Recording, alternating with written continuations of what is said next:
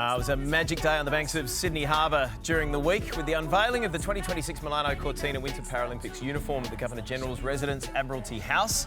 Australia's set to send our strongest ever team to the Winter Paras, and a man who's hoping to be there is a Sports Hall of Famer and an absolute legend in Paralympic sport, winters and summers. Michael Milton, thanks for joining us on Wide Water Sports. Good morning, guys. Great to see you. Now, first, I just want to underline for everyone your history in Paralympics, summer and winter.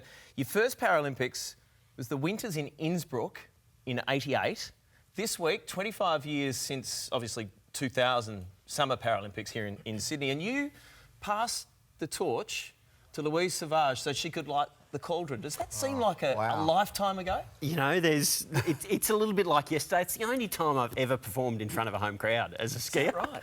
Not that it was just a walk, but, 110,000 people and the power and the energy that was coming from the stadium full of people was, it's definitely a day I'll remember forever. Amazing. And now you're going to try qualify for your 7th Paralympics across winters and summers. Coming at the age of 52, you've got some other insane goals like skating 100 kilometres. I'm sorry, but I just have one really important question. Why? Yes. Why? It was interesting listening to your conversation about Arnie retiring, because I'm at kind of the opposite end. Yeah. She seems very young to me and finishing, and I'm kind of on the opposite end. So, the passion is still there. I love to ski, and in some ways this is an opportunity to ski more. Skiing's an interesting one in that it's a gravity-based sport, so gravity works on old bodies, maybe even more than younger bodies. And there's also the element, as a 3-time cancer survivor, I went through my latest cancer just under 2 years ago, to be a professional athlete again, to train, to feel healthy and fit, is something that is also a huge motivator for me. Michael, you're an absolute legend. It's so lovely to meet you. You had a break of your hip in Europe. How is the body at the moment? The body's pretty good. So I was on my way in Europe last winter in March to do a crossing from Mont Blanc to the Matterhorn, across Switzerland, backcountry ski trip. And unfortunately had a fall in preparing for that and fractured my femur. But it feels good. And lots of the body feels pretty good. The back, the knee, the important things. And the head, the most important thing. Feel pretty young and feel pretty good. What were the things that really hurt when you first started going up a notch? What were the things that really hurt? Oh, I did. Everything? No, not even that. Sure, there's a bit of soreness from gym program at the moment and stuff like that. But in terms of skiing, I ski 40-hour days every winter. I had work in Thredbo.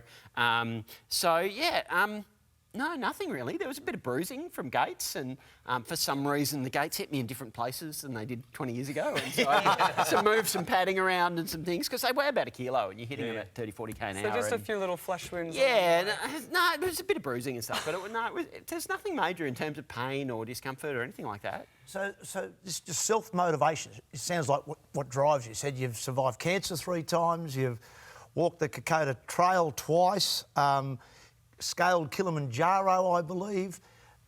Why? On the back of Bronte's question, what drives you? Where's the determination come from? I think when we go back to those cancer journeys, as a 3-time cancer survivor, 3 separate ones, 3 different places and different types.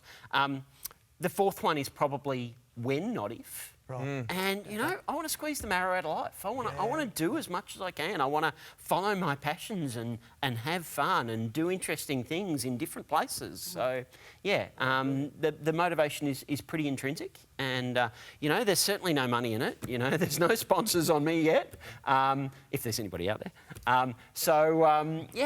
The feeling of wanting to ski, wanting to perform, wanting to challenge, test myself. There are different limitations with age than there used to be, but the desire is still there to challenge and to test myself. There are some spaces for some logos there, so who knows? Absolutely. Who knows? Thanks for joining us. Looking forward to perhaps, maybe, almost definitely seeing you back in the green and gold.